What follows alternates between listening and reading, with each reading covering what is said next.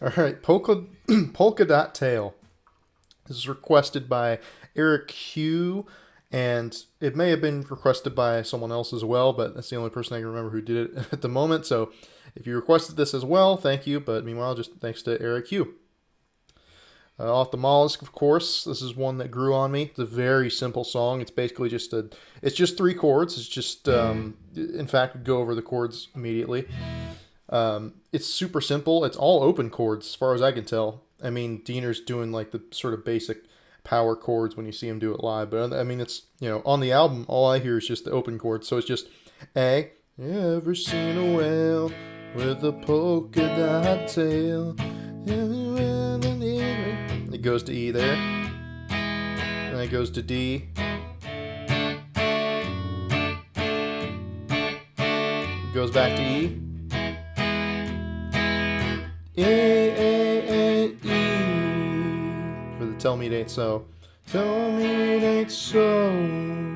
The only thing I can say is that I feel like sometimes in the album version, it feels like he mutes the high E when you hit the A. It's just... So the highest note is on the B string. But other than that, I don't really have anything to say about that. Right? And I will say... I have the only sort of non-main solo part in the basic chords is there's this ambient guitar thing, and my best sort of approximation of it is doing something like this.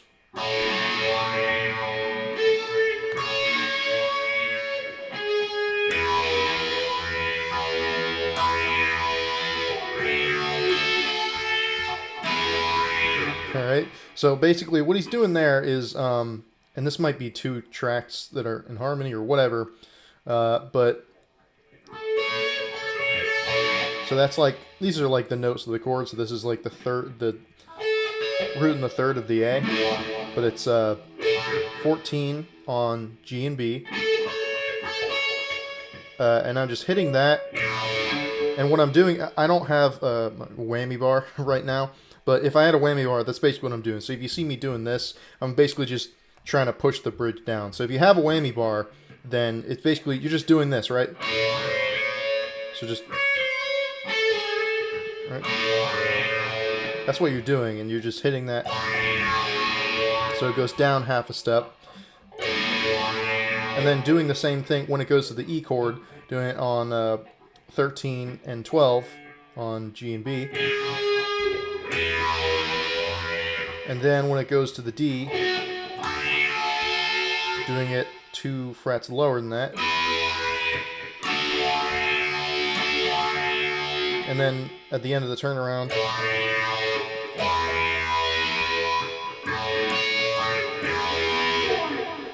right, so it kind of ends at the turnaround like that. And tell me it ain't so. Alright. And I guess the lead stuff is the other thing. So basically just you want a lot of reverb and especially delay. It's a lead delay. And there's a lot of tremolo. I don't have tremolo. There's lots of sort of cool tremolo stuff happening there. And I have a phaser effect on. Just the general kind of ingredients you want to the... and distortion, of course. So...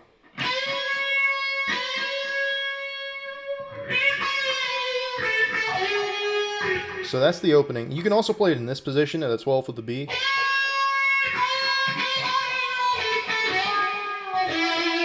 And I do the second solo in that position. You'll see why, but this is just how I recommend. So you're bending full step up on 16 of the G. You hold the second one, and then... So what I think he might be doing there is he just goes...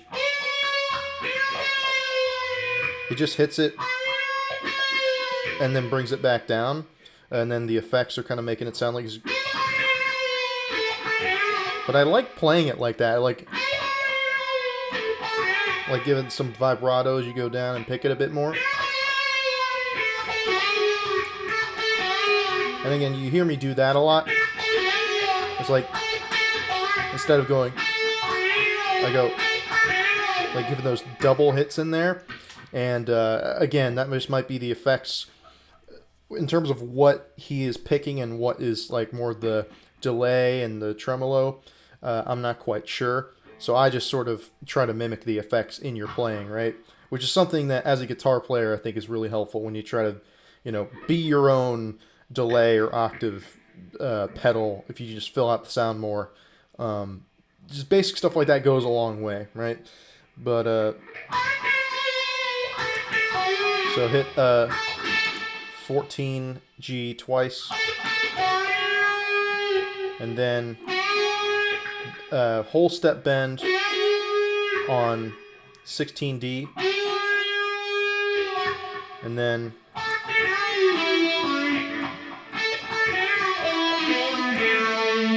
right, so you do that same 14 on G and bend up at 16D, and you bring it back down, and then you kind of do this bend. You do whole step or like half step as long as it's got lots of vibrato, and you go down to the 12th. That's both on the A string, 14, 12. And then this next lick is cool. It's kind of... Alright, so what he's doing is you want to kind of mute it with your palm. Right, so that's it's holding 14 on A, 12 on D, and you put your finger down, your ring finger, and so that they're both on the 14 of D. Alright, so, and then as you bar through the A, D, and G strings, and you go across them like that, so, like that, so, like that, and then he kind of hits that 15 of the G of the B, and then he bends it up like that. He kind of slurs it a bit.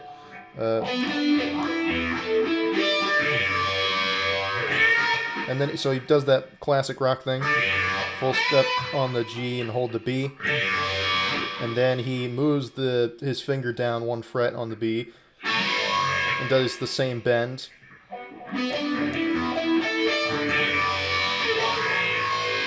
Like that, and then so that's just full step, very David Gilmour. And that's just full step on, what was it, 15, 17 on B, and then same fret on the E. And so he just hits the B, then hit the E, then hit the B again while it's ringing out. And you can hit the B and then mute it when you hit the E the first time, and then hit them both. And that's how the first solo kind of ends. And then the second one, of course, there's all those crazy sounds, and then help me.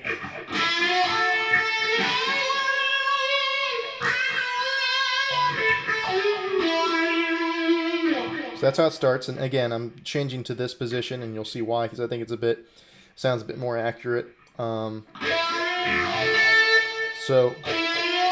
do that kind of nasty, gnarly dig into the strings when you do it.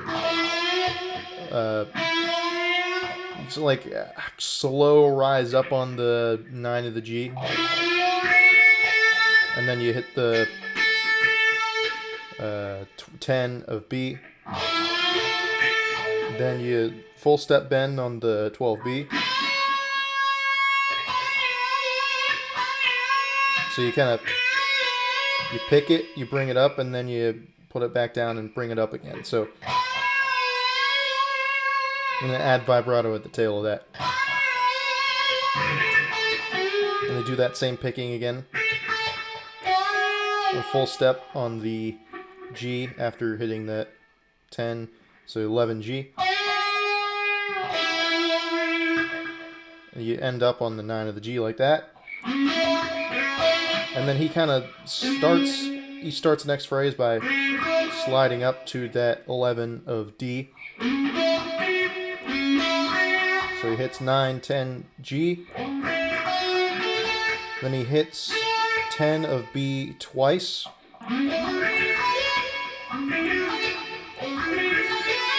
Then he slides up from 12 to 14 on the B. And then he goes 12 to 14 on the G. And then he does full step bend here. Does a few full step bends on 14E. And then that's just bring that bend down. Hammer on from 12 to 14. Then pick 12. Then 15B. 12, 14E. He does this walk up here from 14 to 16, 17. He picks 19 and then he bends it up. He does those bends, full step bends, and this is what you notice a lot of, but it's especially evident through certain spots like here in the solo is muting, right? You want to mute the note.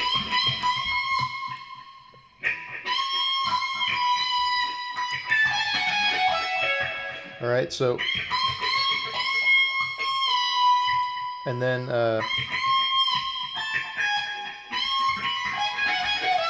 so he comes back down from that bend.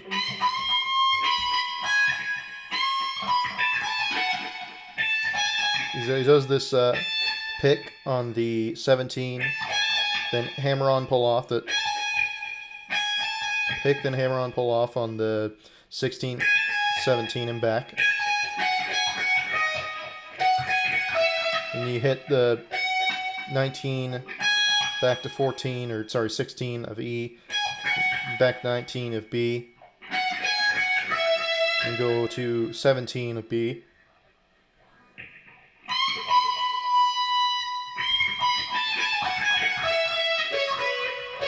Then it goes down here on the G string on whatever 18 and 16.